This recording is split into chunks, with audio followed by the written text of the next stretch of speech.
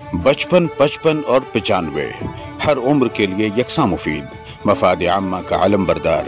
जरूर सब्सक्राइब करें, लाइक करें, शेयर करें और बेल आइकन प्रेस करना न भूलें।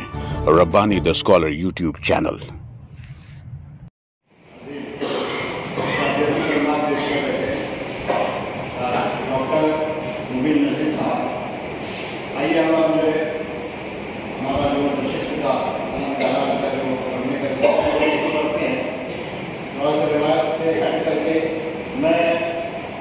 यहाँ पर डॉक्टर मुबीन नज़ीर मुगल साहब अपनी तकरीर यहाँ पेश करते हैं। डॉक्टर मुबीन नज़ीर साहब ने अपनी तकरीर पेश करेंगे।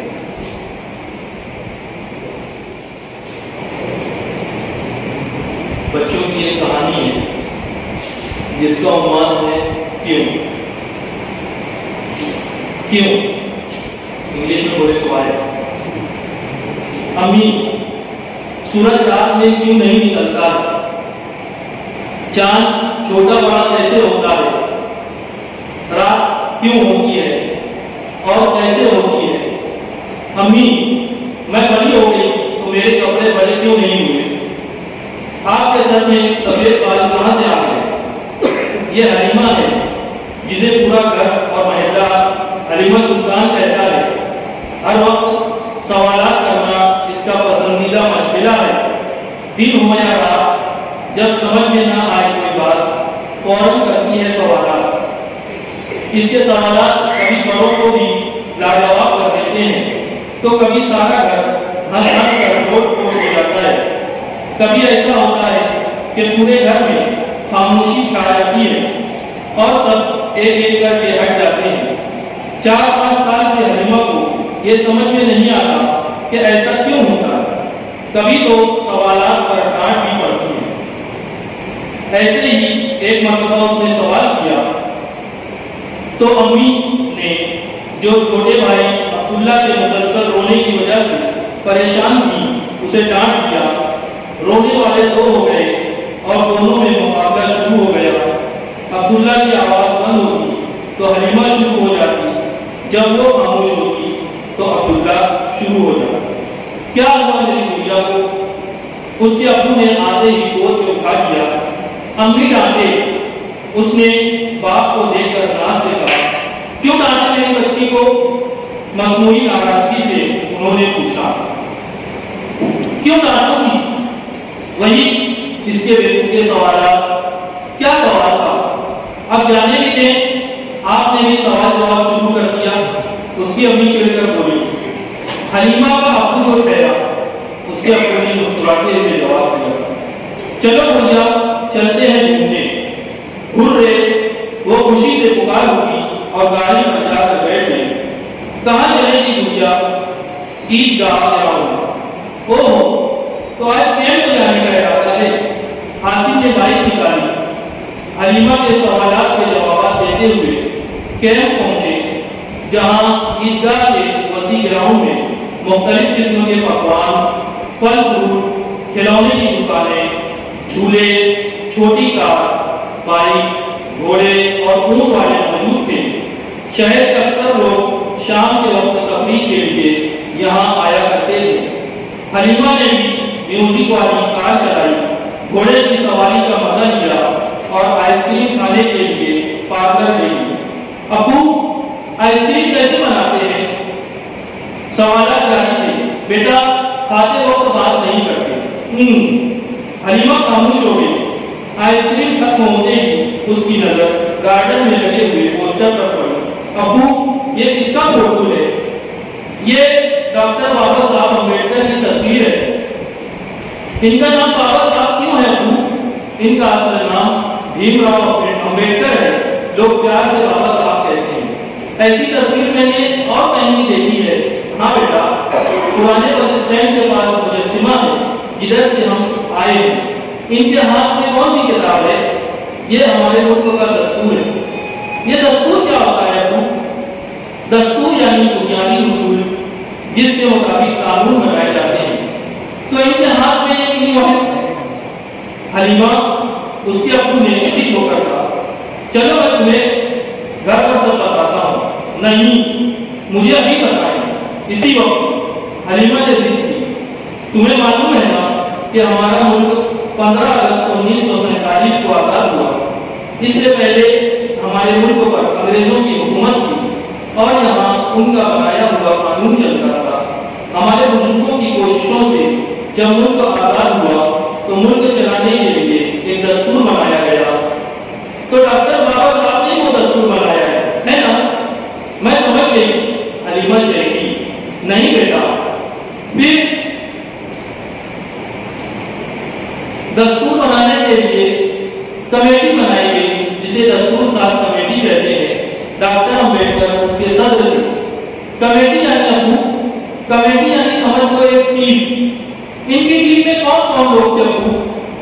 کیا بچی ہے یار، کیا ہوا ابو؟ کچھ نہیں۔ اس کمیٹی میں بھارت کے پہلے وزیر تعلیم مولانا ابوالکلام آزاد، وزیر داخلہ سردار ولبھ بھائی پٹیل، صدر جمہوریہ ڈاکٹر راجندر پرساد کے علاوہ رفیع احمد کدوئی، سر سید محمد سعد اللہ، مولانا حفظ الرحمان سیوانی، مولانا حسرت موانی وغیرہ شامل تھے۔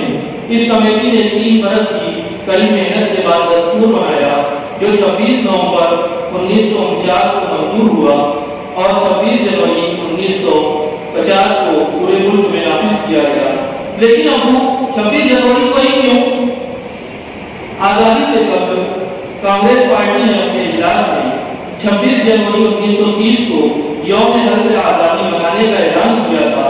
اسی کو مد نظر رکھتے ہوئے 26 جنوری 1950 کو اس دستور کو پورے ملک میں لاگو کیا گیا۔ اچھا، تو اسی لیے ہم 26 جنوری کو جھنڈے کو سلامی دیتے ہیں، ہے نا؟ ہاں، اب سمجھ میں آیا۔ ابو ایک بار اور پوچھوں؟ نہیں، اب گھر چل کر تمہاری امی سے ہی پوچھنا۔ شکریہ۔ ڈاکٹر نذیر پوری یہاں پر اپنی تقریر پیش کی ہے۔ جیسا کہ روایت ہے، ہر کسی کو یا جو بھی چاہیں وہ آ کر تبصرہ جو ہے کر سکتے ہیں۔ یہاں پر جو ہے تخلیق پر جو ہے تبصرہ جو ہے پیش کرنے کی تمام لوگوں کو اجازت ہے۔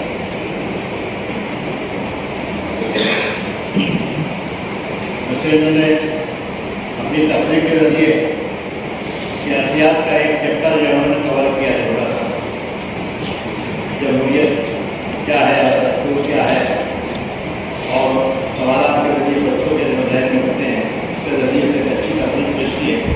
تو سب سے پہلے میں مجھے مبارکباد پیش کر دیتا ہوں کہ آپ نے اس ذریعے سے جو ہے پی جی کا کام کیا ہے، اس تقریر کے ذریعے بچوں کو سیکھیں گے تو کوئی چاہا ہے اور تبصرہ کرنا چاہتے ہیں۔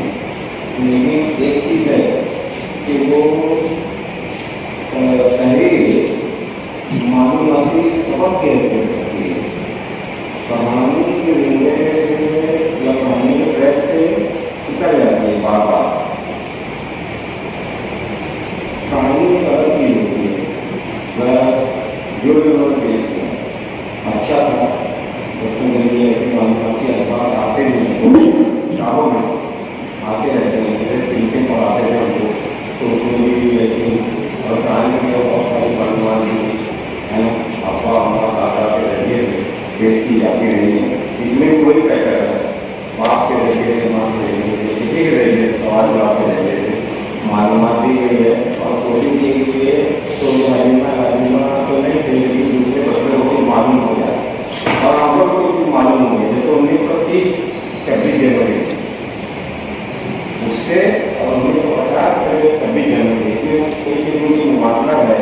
یہ بات ابھی معلوم کی ہے، کچھ ہمارا بھی فائدہ ہوگا۔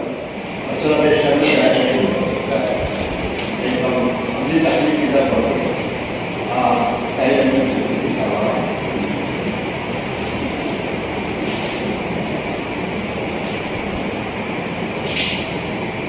آج موبی نظیر کی زبان میں ان کی تکلیف سن کر ایسا لگا کہ واقعی کہانی پڑھ رہے ہیں، مطلب اگر کوئی مکالمہ تھا مکالمہ پڑھ رہا آپ لوگوں کو ایسا لگتا تھا وہ افسانے کو مضمون کے سے انداز پڑھنے لگے۔ میں اس تبدیلی پر ان کو ہمارا معلوم ہے، اور آپ نے تاریخ کو پڑھانے سے پہلے کہانی پڑھ لی، کہانی کا آپ طرح سے جلدی چلی کہانی، یعنی اس کے اندر آپ غور کریں کہ کہانی ہے ہی نہیں، ماشاء اللہ ان سے اعتماد کرتا ہوں۔ ایک مطلب مقصد آپ اچھا تھا، باقی اوقات اس میں کہانی کسی دلچسپی موجود ہوتی تو یہ تکلیف آپ کی تحریر آپ کی جو ہے وہ مجھے نظر چلا جائے بچوں کے خلاف کیونکہ جب ہم لوگ جہاں تک سن رہے تھے تو ہم لوگوں کو تھوڑا سا بڑا محسوس ہو رہا تھا سنتے سنتے، تو بچوں کو اور تھوڑا سا مشکل ہوگا اس کو پڑھنے کے لیے، ان کی دلچسپی کی چیزیں ان کی بات اس کو رہنی چاہیے۔ بات اگر کہانی اگر ہوتی ہے تو پھر کیا ہوا یہ پکڑ کر رکھتی ہے، یہ ایک سوال ہوتا ہے تو بچوں کو جنرل ہوتا ہے کہانی کے ساتھ تاریخ ہے میں بہت سارے واقعات بیان کرنے کی گئی ہے کہانی کی وجہ سے، اور ایک اچھے مقصد کے لیے آپ کو کرنا بتایا ہے۔ بس یہ جانے کا چاہتے ہیں کہ کہانی کا سرا آپ پکڑے رہیں اور تاریخ گزرتے شہری دونوں بھی آپ بیان کر سکتے ہیں۔